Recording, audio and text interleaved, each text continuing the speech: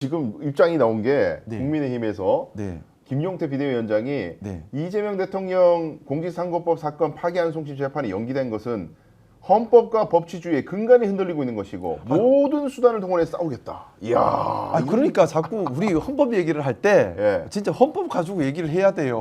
왜 헌법 가지고 얘기를 하는데 제가 국민의힘에 속상했던 게 그거예요. 예. 왜 자꾸 참칭하냐는 거예요. 음. 보수의 기능을 하지 않으면서 보수당이라고 참칭하고 네. 반헌법적인 언행을 하면서 왜 헌법을 지킨다고 참칭하냐는 거예요. 헌법 자체에 맞게 움직이는 게 헌법을 지키는 거지. 네. 헌법 해석에 헌법 제정권자의 결단에 반대해서 움직이면서 어떻게 그 헌법을 지키는 그런 헌법을 무시하고 위배하는 거죠. 네. 헌법 84조가 분명히 있습니다.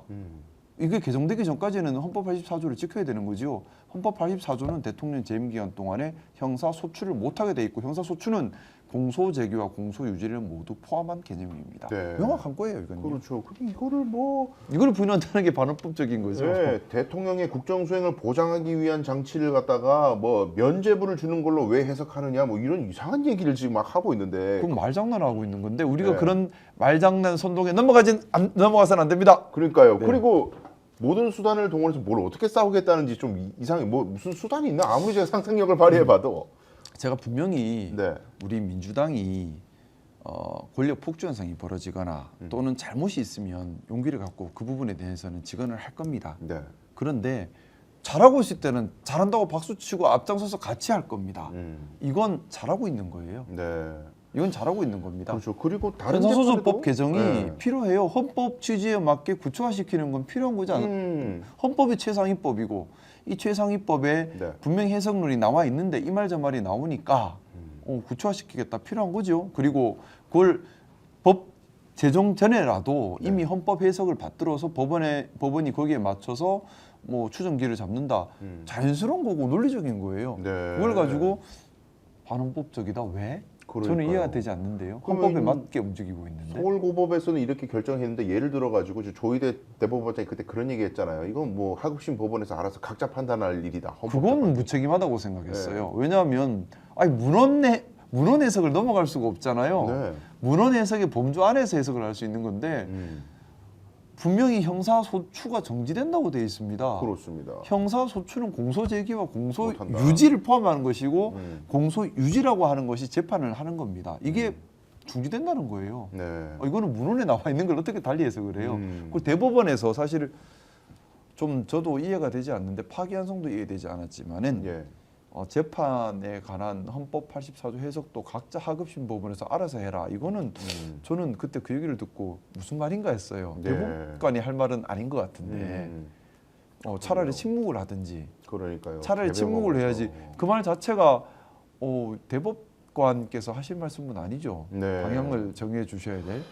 그러다가 권성동 의원이 말이죠.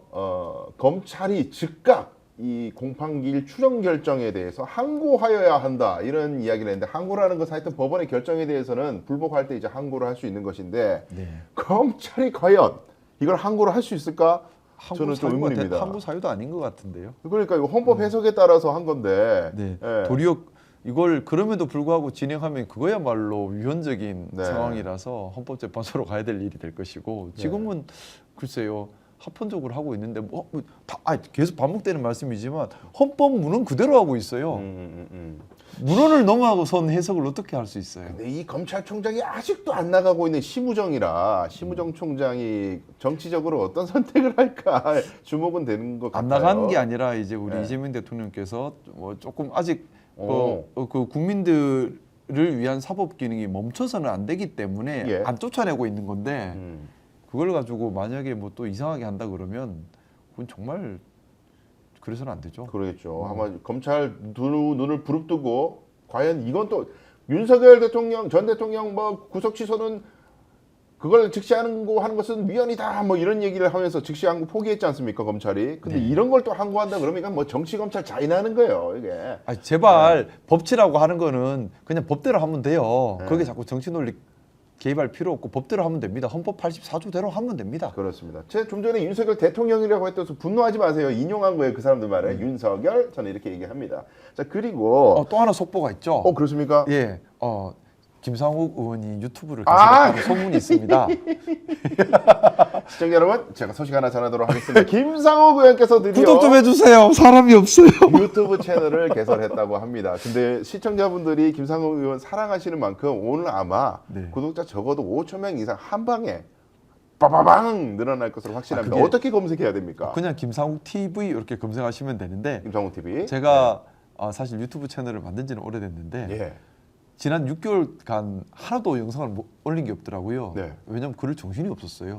그렇죠. 계엄 해제해야 되고 탄핵시켜야 되고 대선 이겨야 되고 오로지 거기에만 몰입돼 있다 보니까 저 개인적인 뭔가를 할 생각조차 못 하고 있다가 네. 며칠 전에 우연히 예. 아 맞다 나도 유튜브 채널이 있었지 아. 하고 보다가 보니까 완전히 죽어 있더라고요. 그래서 예. 이제 대선이 끝났으니까 예. 우리 정상 사회가 되었으니까 네.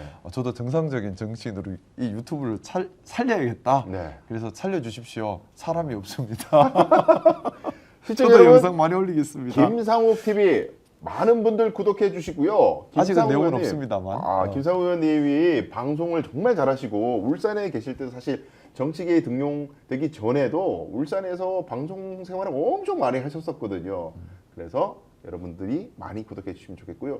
오늘 방송 어떠셨습니까? 마음에 들었다면 구독, 좋아요로 스픽스를 응원해 주십시오. 여러분들의 구독, 좋아요는 가장 큰 힘이 됩니다. 스픽스 구독, 좋아요.